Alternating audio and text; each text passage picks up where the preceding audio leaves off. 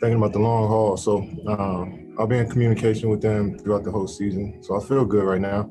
Going back to Golden State, I'm looking forward to playing again and being out there with the team to try to build some chemistry. That's my main focus. I had some great years in Golden State. Look forward to being back in the Bay Area.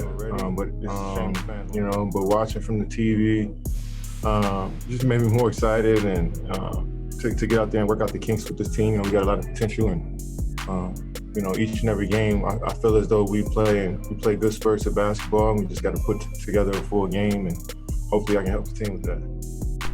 Nets Nation, it's your boy AJ back again. It's Nets News, #We Go Hard.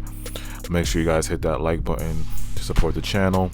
Subscribe if you're new, and hit the notification bell so you don't miss any breaking news, Nets news. So we back, and follow me on Instagram at NetsKingdom711. So we back, y'all, and we going on a big West Coast road trip, and I'm actually here for it. All these teams that we're facing are elite, dangerous teams, and you guys know how the Nets are. They play better against the elite teams. Now, I see a lot of YouTubers clickbaiting with, oh, the Nets are doomed, the Nets are done, but y'all gotta stop listening to the haters or the people panicking. We don't have to panic, y'all. The Nets are fine right now. We just need a good stretch of defensive basketball, and that should happen in these next few games. We are 15-12, third in the East, y'all, with KD coming back. Does that sound like the Nets are doomed? Yes, we have our defensive problems, but again, from what I've seen, it's a majority effort. The Nets have to put that effort to be good on the defensive end, just how we did against the Pacers and the Clippers. You know what I mean? It's like we go against the teams over 500 or the elite teams, and a light bulb goes off and we just start playing great defense. We got to do that consistently, y'all. As long as we do that consistently, the Nets will be fine. Now, we're here to talk about Spencer Dinwiddie. So we all know now that Spencer declined his option to re-sign with the Nets, and will be a free agent in the offseason. So the big question is, will we trade Spencer now before the March 25th deadline, or let him possibly walk away for nothing after the year is over? So who should we trade for Spencer? Now, the big name everybody wants is Andre Drummond. So I got this trade scenario from this trade machine, which I think will be perfect for the Nets. So again, this is if the Nets have used their DPE already. This would be a 3-team trade deal between the Cavs, the Thunder, so all the salaries could match up. A lot of y'all are thinking like, Spencer for Drummond, we'll just trade Spencer for Drummond straight up. No, it doesn't work like that, y'all. Andre is getting big money, $28.7 million for his expiring deal, so in order for us to afford him, we will have to give up a few things. Now, here's the trade scenario I have for the best option in trading Spencer Dinwiddie. Brooklyn would trade Spencer Dinwiddie to the Cavs and a 2026 second-round pick. Now, the Thunder would get DeAndre Jordan, TLC, 2 second-round picks from the Nets, and then the Nets will get Luguentz Dort, Andre Drummond, and a 2023 second-round pick from the Thunder. Now, as you guys see here, all the salaries match up, the picks match up. That is a successful trade. Now, I think this trade will be perfect because you see, we don't take much of a cap hit. We replace TLC with a stronger wing defender that can shoot threes, and Dort. Y'all saw what Dort did to LeBron the other day. He was giving him major problems on the wing. Luguentz Dort is one of those up-and-coming great young wing defenders, plus he can shoot threes at times. So we would exchange that, give up TLC for that. Then you guys know what Andre Drummond is capable of. He is the best rebounder in basketball. Now, again, I know this is all pie in the sky because I don't think the Nets would trade DeAndre Jordan because he is KD and Kai's close friend. And we all saw what DJ did last game. You guys know, might have been his best game of the season. But can DJ keep that up? I've been telling y'all all year, DJ's been hot and cold with us. He had a decent stretch of games as soon as JA got traded, but during that losing streak, he fell back into the old wash DJ, the no defense DJ. So let me know in the comments, if the Nets should trade DeAndre Jordan or hold and see if he can keep giving us games like he did versus the Pacers. Let me know in the comments. Now, is the Drummond trade overrated? Because a lot of people want Andre Drummond. All Nets Nation want Andre Drummond. Is it overrated? Because on the flip side, he's an impending free agent. What if he decides to dip on the Nets at the end of the year, y'all? After we gave up all those picks for him, he wants big money. You guys know he wants big money. And you and I both know the Nets cannot afford to give him that huge max contract.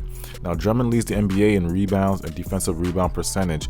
He is tied for first in defensive win shares and ranks second in defensive rating. So, of course, he's going to be a great help for the Nets if we set up this trade scenario, this 3-team deal. It could backfire on the Nets, though, and the reason I suggested this trade is because we would secure Dort, who is a really good defender. You guys see his contract. I think he's only getting paid a little bit amount of money for a couple of years. I think he might be still on his rookie deal. But again, we would secure Dort for a couple of years, and he could be a scoring threat off the bench. He's actually a better defender than Spencer Dinwiddie. You guys saw against Dort was able to guard Braun. He's a great wing defender. So we would take less blowback if Drummond decides, okay, I'm going to play this 1 year with the Nets and dip. So we would take less blowback if we can get Luguentz Dort inside that deal with Drummond. But a lot of NBA writers are saying Drummond is not worth all this. He's just worth a second-round pick. But we are in a different dilemma, y'all. We are in because we don't know if Spencer's just trying to leave us at the end of the year for nothing. The Nets are trying to figure out if they should get value for Spencer right now to make a championship run, or hold Spencer and just let him leave in free agency at the end of the year and think we can go to the finals with the team we have now. Now, let's look into the other possible players the Nets Nation wants. JaVale McGee. Now, JaVale McGee's salary is $4.2 million expiring, and it would fit right into that Nets DPE. You guys know the Nets DPE is worth $5.7 million. Now, we saw earlier in the season that Sean Marks went to Cleveland twice to discuss JaVale, but the best option would be if the Cavs bought him out, because it's not worth giving up assets or value in a trade for JaVale McGee. That would not be smart, y'all. So don't blow up the comments and DMs talking about JaVale McGee, because we're not trading for him. Why would we give up assets for JaVale McGee? He's 34. He has a 1-year deal. He could leave in free agency. You know what I mean? He could leave. It wouldn't make sense. You know what I mean? And he's not even worth a couple players. He's not even worth all that. The most at most he's worth the second round. That's it. You know what I mean? So the best option would be the Cavs just to buy him out, let him go, and then we take that 5 DPE and sign JaVale McGee. That's the only option for JaVale McGee. I don't think we should trade for him anymore. You know what I mean? So let me know in the comments if we should trade for Spencer or hold on to him.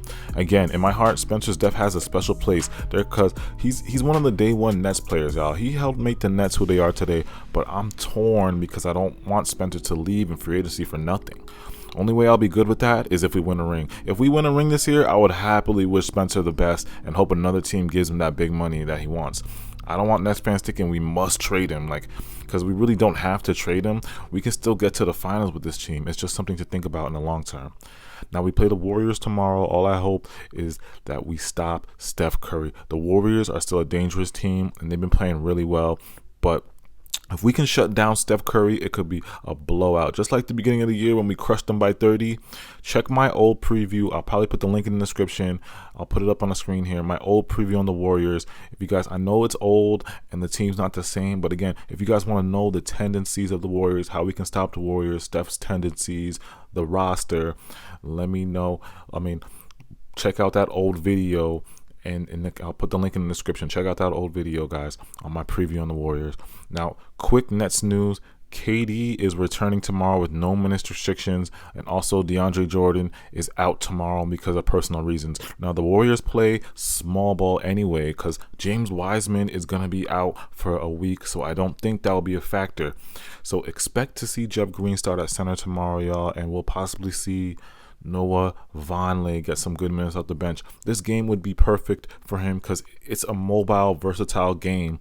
This game's going to be a battle of the small ball units. Y'all know Steve Nash loves small ball, and the Warriors love small ball. So this is going to be the battle of the small ball. It's going to be fast-paced, a lot of shooting, small lineups. I think the Warriors started Toscano Anderson at center last game. He's only 6'6", so expect to see a lot of small ball, y'all. Will we see Steve Nash use Norvel Pelle? I doubt it. I really doubt it. This is a bad matchup for him in this small ball battle off the bench. So I doubt we'll see Norvel, but expect to see a lot of Jeff Green at the 5. Expect to see KD at the 5 and Noah Vonleh at the 5 tomorrow. Again, it's going to be the battle of the small ball. We need to stop Steph. Check out my Warriors preview, my old Warriors preview, guys. I'm not going to do one in this video. Check out my old Warriors preview. I'll put the link in the description, and you guys check that out to see the Warriors tendencies. But again, it's going to be a great battle. This road trip, I'm hoping we can go at least 4-2. You know what I mean? I'll be happily if we go undefeated, but, you know, let's just see how this goes. KD's coming back. It's Nets World. It's Nets Nation. It's your boy AJ. Run them comments up. It's your boy AJ. I'm out.